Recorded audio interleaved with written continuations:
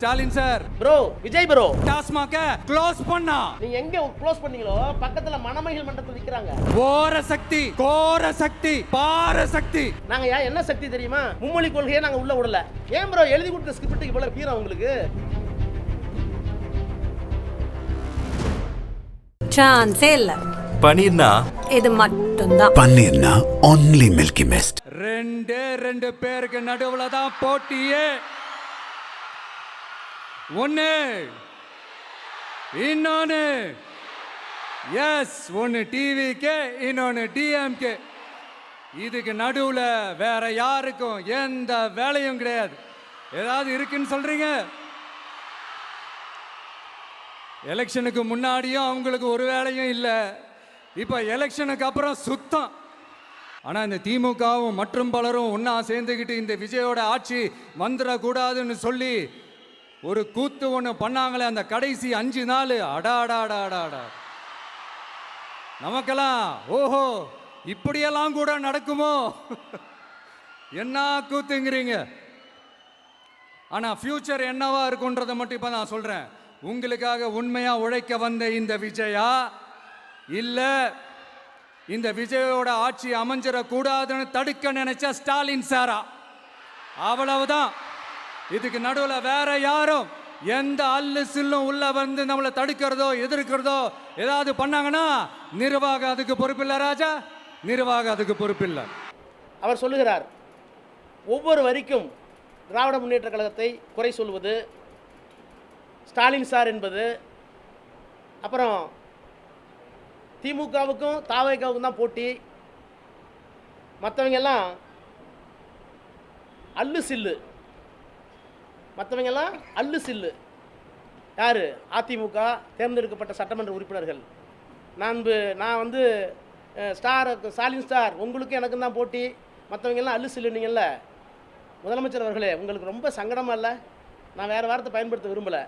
அந்த அல்லு சில்லு வீட்டுக்கு நீங்களே போய் சால்வை போட்டு அவங்களோட ஓட்டை வாங்கினீங்களே, அந்த அல்லு சில்லுக்கிட்ட போய் கெஞ்சி கூத்தாடினது தில்லு முள்ளா அரசியல் அநாகரிகமா?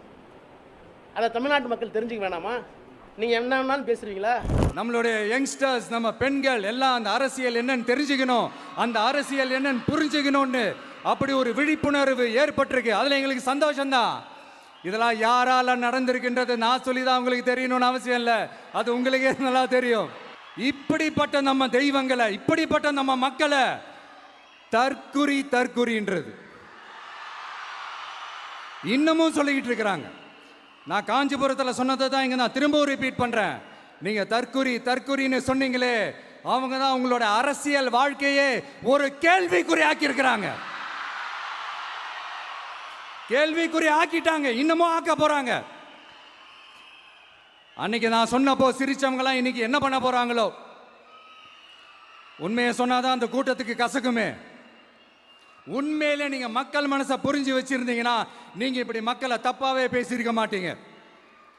அது என்ன, அப்புறம் அரசியல் புரிதல் இல்லாம மக்கள் நமக்கு ஓட்டு போட்டுட்டாங்களாம். இந்த கவர்ச்சியில மயங்கி மக்கள் நமக்கு ஓட்டு போட்டுட்டாங்களா? நான் என்ன, சரி விடுங்க. மக்கள் அவங்களுக்கு ஓட்டு போட்டா அந்த மக்கள் நல்லவங்களாம், அதே மக்கள் நமக்கு ஓட்டு போட்டா அந்த மக்கள் கெட்டவங்களா? தற்குறியா? இதே மக்கள் தான் இத்தனை வருஷமா உங்களுக்கு ஓட்டு போட்டுட்டு இருந்தாங்க. உங்களுக்கு மட்டும் என்ன, வேற ஏதாவது பிளானட்ல இருந்து குதிச்சு ஓட்டு போட்டு போனாங்களா? தற்குறியாமா? தற்குறி நல்லா வருது, வேணான்னு பாக்குறேன். அதே மாதிரி ஒண்ணுக்கும் அரசியல் புரிதல் இல்லை, கவர்ச்சி அரசியல் என்ன சொல்றாங்க, சொல்லியிருப்பாதே வாதத்துக்கு வச்சுக்குவோம். ஏன் சினிமா நடிகருக்கு கவர்ச்சி அரசியல் இருக்கக்கூடாதா? அந்த கவர்ச்சி அரசியலிருந்து வெளியே வாங்கன்னு தமிழ்நாட்டு மக்களை கேட்டுக்கிறதுக்கு எங்களுக்கு மற்ற கட்சிகள்லாம் உரிமை இல்லையா? அது என்ன கவர்ச்சி அரசியல் புரிதல் வார்த்தையை பயன்படுத்தினா எனக்கு நல்லா வந்துடும் வார்த்தை. என்ன வார்த்தை வந்துடும்? இது முதலமைச்சருக்கு அழகா? இவர் ஆக்குப்பைங்க கான்ஸ்டிடியூஷனல் சேர் பிரதர், ப்ரோ விஜய் அப்படின்னு நாங்களும் கேட்போம். நம்ம ஆட்சிக்கெல்லாம் வரதுக்கு முன்னாடி என்ன சதிகள், என்ன சூழ்ச்சிகள், என்னென்னலாம் பண்ணி எப்படியெல்லாம் தடுத்துடலான்னு. ஆனால் இப்போ ஆட்சிக்கு வந்த இந்த சாமானிய மக்கள் ஆட்சியை நீங்கள் இந்த எதிர்கட்சியாக இருக்கும் போது ஒன்று யூஸ் பண்ணுவீங்களே, இந்த பழைய டெக்னிக்கு, அதெல்லாம் யூஸ் பண்ணி நம்மளையும் மக்களையும் பிரிச்சலாம்னு நினச்சிங்கன்னா அது ஒரு காலம் நடக்காது.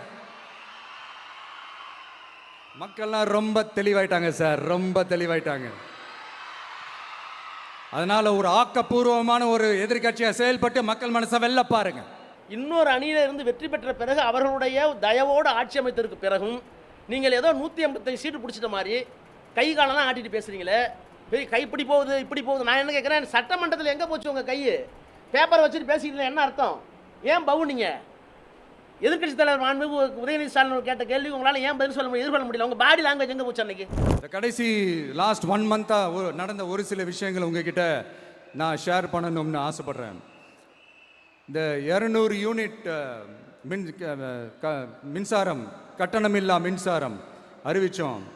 அதில் ஆல்ரெடி இருந்த 100 யூனிட் திமுக கொடுத்தது கிடையாது. மேடம் ஜெயலலிதா மேடம் இருந்தப்போ செஞ்சுட்டு போனது. ஸ்டாலின் சார் பதவி போன அந்த கடுப்பில் அறிக்கையா விட்டு தள்ளிக்கிட்டு இருக்கிறாரு. என்ன பண்ணீங்க உங்களுடைய ஆட்சியில்? மக்கள் பணத்தை, டாஸ்மாக்லேருந்து அடித்த அந்த பணத்தை, ஊழல் செஞ்ச அந்த ஃபைலை க்ளோஸ் பண்ணுறதுக்கு அலையா அலைஞ்சிங்க. ஆனால் இந்த விஜய் மக்களுக்கு தொந்தரவாக இருக்கிற அதே டாஸ்மாகை க்ளோஸ் பண்ணா. நீங்கள் எங்கே க்ளோஸ் பண்ணீங்களோ பக்கத்தில் மணமகிழ் மன்றத்தில் விற்கிறாங்க. பேர் மணமகிழ் மன்றம். அதை எது மகிழ்ச்சிக்கு விற்கிறாங்க. இதுக்கு பேர் க்ளோஸ் பண்ணுறோம். நாங்கள் கூட தான் 500 க்ளோஸ் பண்ணோம். நாங்கள் 500 க்ளோஸ் பண்ணோம். வெப்சைட்டில் போட்டோம், வீடியோ எடுத்து போட்டோம். நீங்கள் போட்டிங்களா?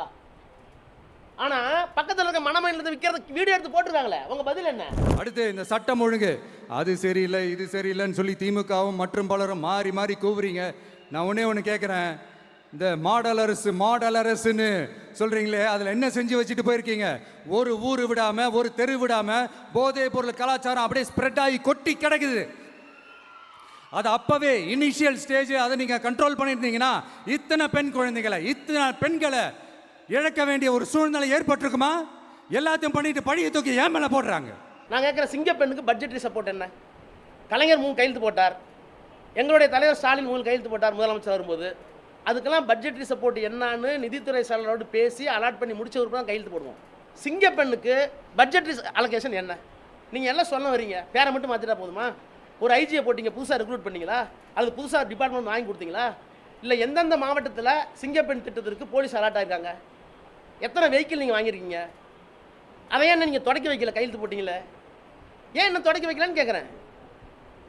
அதாவது இனபிலிட்டி, இன்காம்பிட்டன்ட் அப்படின்னு நான் உங்களை சொல்கிறதுல என்ன தப்பு? ஆனால் நீங்கள் பேசுகிறது மட்டும் பார்த்தீங்கன்னா கைத்தட்டலுக்காக, உணர்ச்சியை தூண்டுவதற்காக எல்லாம் பண்ணுறீங்களே. நாங்கள் என்ன சக்தி தெரியுமா? மும்மொழி கொள்கையை நாங்கள் உள்ளே விடலை. இந்த தீய சக்தியும் தீந்து போன சக்தியும் அதாங்க திமுகவும் மற்றும் பலரும் ஒன்னா சேர்ந்துக்கிட்டு திருட்டுத்தனமா யாருக்கும் தெரியாம ஒரு ஓரமா மூலையில உட்கார்ந்துட்டு பேரம் பேசி கூட்டு சேர்ந்து ஆட்சி அமைச்சு கொள்ளையடிக்க திட்டம் போட்டாங்க. அது ஏன் தெரியுமா? உங்களோட இந்த டிவிக்கு ஆட்சி அமைஞ்சா அவங்க பொழப்பே போயிடும். அந்த கொள்ளையடிக்கிறது, லஞ்சம், ஊழல் எல்லாமே கத்தம். அதான் இந்த காரணம். அடுத்து ஸ்டாலின் சார், திமுக இப்போ தீய சக்தி மட்டும் இல்ல, மக்களை விட்டு ரொம்ப தூரமா போன தூர சக்தி, ஓர சக்தி, கோர சக்தி, பார சக்தி. தீந்து போன சக்தியோட நீங்க கூட்டு சேர்ந்துக்கிட்டு ஆட்சி அமைக்கணும்னு நினைச்சீங்களோ, அப்பவே இந்த திமுக தூர்ந்து போன சக்தியாகவும் ஆயிடுச்சு. நீங்களாம் நம்மளை பத்தி அவதூறு பேசலாமா சார்? இது நியாயமா? நாங்கள் என்ன சக்தி தெரியுமா? மும்மொழி கொள்கையை நாங்கள் உள்ளே விடலை. என்னென்ன திட்டங்கள் நிறுத்தி வச்சுருக்கோம், டீலிமிட்டேஷனாக நாங்கள் தான் நிறுத்தணும். நேஷனல் எஜுகேஷன் பாலிசி நாங்கள் தான் நிறுத்தணும். பிஎம் ஸ்ரீ 2500 கோடியா இழந்தாலும் பரவாயில்ல, 10,000 கோடி நட்டப்பட்டாலும் பரவாயில்ல, மாநில உரிமை விட்டு கொடுக்க மாட்டோம் மோடி அவர்களே, நான் அதுக்கெல்லாம் பயப்பட மாட்டேன் அப்படின்னு சொன்னவர் தூர சக்தியாம், ஓர சக்தியாம், கோர சக்தியாம், பார சக்தியாம், தூர்ந்து போன சக்தியாம். ப்ரோ விஜய் ப்ரோ, எங்கே ப்ரோ போச்சு உங்களுடைய சக்தி? பிஎம்முக்கு முன்னாடி முடியாதுன்னு சொல்லிட்டு வாங்க ப்ரோ. ஏன் bro? Honourable chief minister bro, why bro ஏன் பேசாமல் வந்தீங்க? ஏன் ப்ரோ ப்ரெஸ்ஸை பார்க்குறதுக்கு தைரியம் இல்லை ப்ரோ? ஏன் ப்ரோ எழுதி கொடுத்த ஸ்கிரிப்டுக்கு இவ்வளோ வீரம் உங்களுக்கு?